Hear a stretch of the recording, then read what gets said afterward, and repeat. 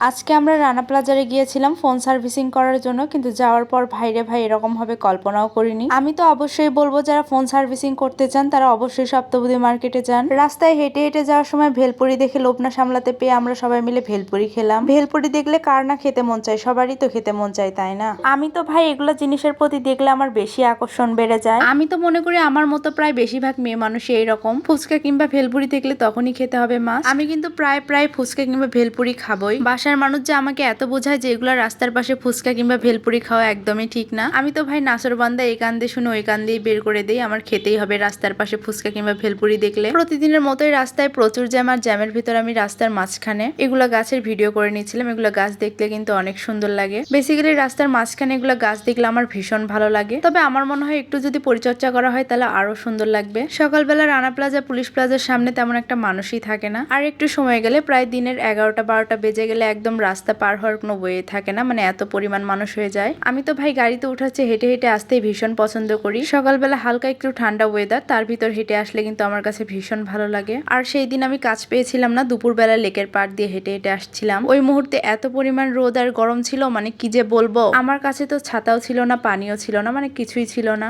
আর দেখেন কি পরিমাণ রোদ, এই রোদের ভিতর একটা লোকও ছিল না। যাই হোক, যত কষ্টই হোক তারপরেও এসেছিলাম। পড়াশোনা তো করতে গেলে রোদ গরম কিছুই মনে হয় না, ইনশাল্লাহ সবকিছু পাড়ি দিয়ে কিন্তু এগিয়ে যেতে হবে। আমি যখন সকালবেলা এই দিক দিয়ে যাওয়া আসি করি তখন রিক্সা তেমন একটা ছিলই না, আর এখন দেখেন কি পরিমাণ রিক্সা। সকালবেলাটা শহরের ভিতর কিন্তু ভীষণ ভালো লাগে। আমি তো কোনো প্রাইভেট কোচিং সকালেই নিতে চাই। রাস্তায় যেতে যেতে খুবই ক্ষুধা লেগেছিল, তাই এখানে একটা দোকান থেকে কিছু শুকনা খাবার নিয়েছিলাম, যেমন চিপস, মানে এরকম কিছু টাইপের, যাওয়ার সময় যাতে খেতে পারি। তারপর চলে গিয়েছিলাম রানা প্লাজারে। রানা প্লাজারে যাওয়ার পর লিফটের জন্য অপেক্ষা করতে করতে তারপর তো সেই লিফট দিয়ে আমরা উঠে গিয়েছিলাম। আর রানা প্লাজারে যাওয়ার পর দেখি নিচতলা ভেঙে আবার নতুন করে করতেছিল, তাই এই দোকানগুলো সামনে নিয়ে আসছে। রানা প্লাজার সাইডে যে একটা গ্রোসারির দোকান ছিল ওই দোকানে কিন্তু ভেঙেছিল। তবে রানা প্লাজার থেকে গ্রোসারি শপিং করা যাচ্ছে না। আইসক্রিম, চিপস, মানে এইসব টাইপের খাবারই পাওয়া যায় শুধু। এতক্ষণ লিফটের জন্য অপেক্ষা করার পর একদম ফুল ছিল, তাই সেই লিফট দিয়ে আমরা দোতলায় গিয়েছিলাম।